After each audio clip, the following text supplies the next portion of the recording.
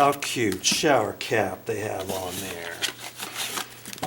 And here's a whole bunch of directions in case you need the directions. You can read those.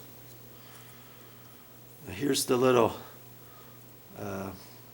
connector, and there's a certain way to line those up, and generally on this one the wires will be like this. This old one had three wires, little prongs, 2 and 1, and so you have to look on the back of that connector and make sure it's the right direction.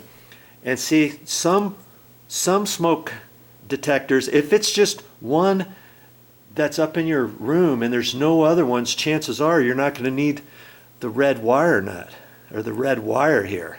And so they just kind of have that sort of capped off. See, they just put this little deal on there. Because if yours is only connected with the black and the white, then you don't need the red. So you just kind of leave that up there in the box and leave it like that. Okay. This is a dust cover in case you've got brand new construction, or let's say you're painting or sanding sheetrock and you're doing some sheetrock repairs, and you put your smoke alarm up there, and then you've got dust up there. Well, you can put this dust cover on there, you know, until you get everything hooked up. See, this says drywall. All construction, do not remove dust cover until all construction has been completed for at least 24 hours. Drywall, painting, varnishing,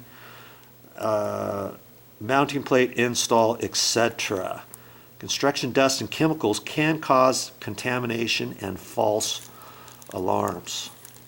Okay. Warning, dust cover must be removed for alarm to operate. Okay, so you can keep this for future use. I usually keep them and we'll put them somewhere. Okay, now see on the side of this, you can put your date. Here's the replace date, so you can add 10 years from today's date. You know, and then you just leave that on the side. When it gets installed, I kind of put that towards the wall or something like that, depending how this twists on and that sort of thing. Okay, so I'm going to put the date, and you can see this says replace by. So if whatever today's date is, add 10 years to it, and then you can put the date and stick it right there. Okay. That's a good place for it. You could write it down here in the back if you wanted, but that's an easy place on the side. Now see, there it was. I thought there was some replace by, and then here's the date of install. Here's a little tape piece, date of install. So I can just put the date on there and not do that one, or vice versa, or both of them, whatever. Here's my mounting bracket. And this should fit. They give you 2 different size mounting bracket holes. And so you can just leave the screws up there and leave them stuck down. These obviously are for a bigger electrical junction box up there. Maybe it's a 3.5 inch metal box, maybe it's a 4 inch plastic box, or you know, something of that nature. But generally, you can get this to install up there.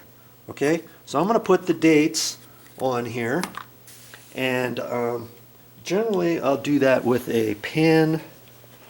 Don't do it with a pencil, do it with a pen.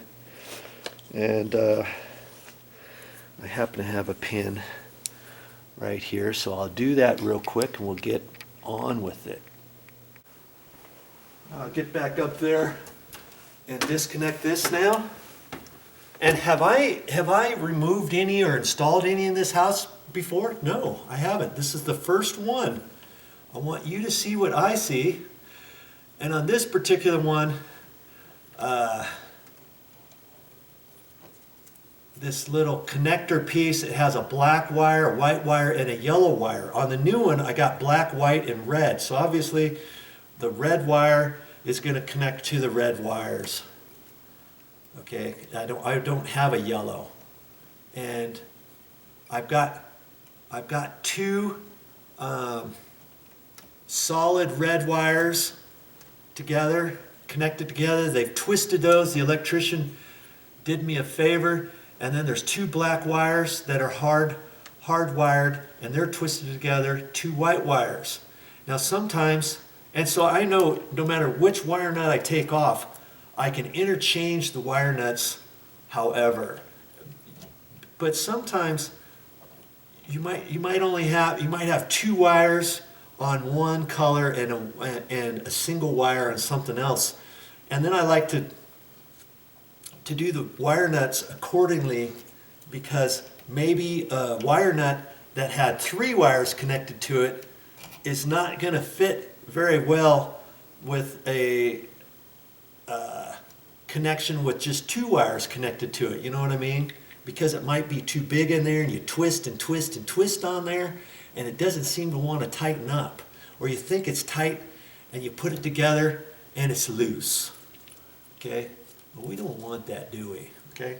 So that's all I have to do right there. Just like that. I don't have to do anything more to that. And I'll get back up there with my other. And I'm going to take the, see, I'm going to put that cover on there last, the mounting plate. That way I can shove everything up in there. Put the mounting plate up in there now, you can't get all your wire nuts in there. Okay? So, very simple. Red to red, black to black, and white to white. And see, if I were doing this hot, which I would never recommend, let's say you're in an apartment complex, you have no idea, you can't find your sub panel, you don't know where it is, it's somewhere else, you have to get a hold of somebody. You could do it, but then I would suggest doing it one wire at a time. Leave the black and white wire nut on first, just do the red first, or do the white first, and one at a time, so you don't have three wires sticking in your face. And I'll kind of pull on it a little bit and see if it's tight. Okay, look on there.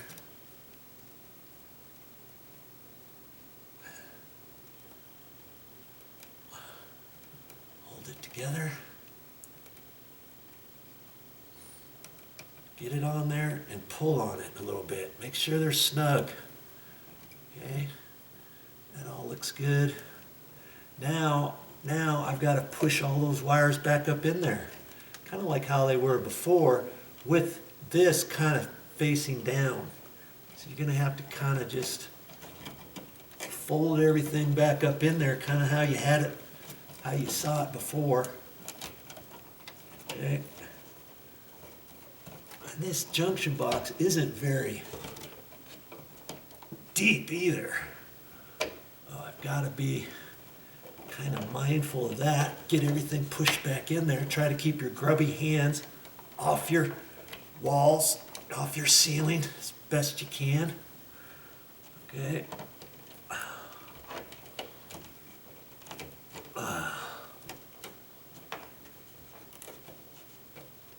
Get everything pushed back in there.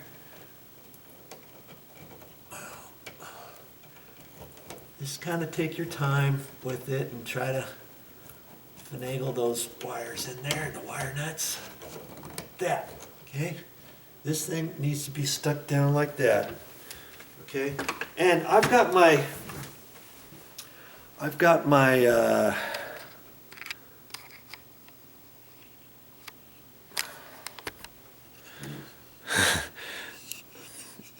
little safety glasses on.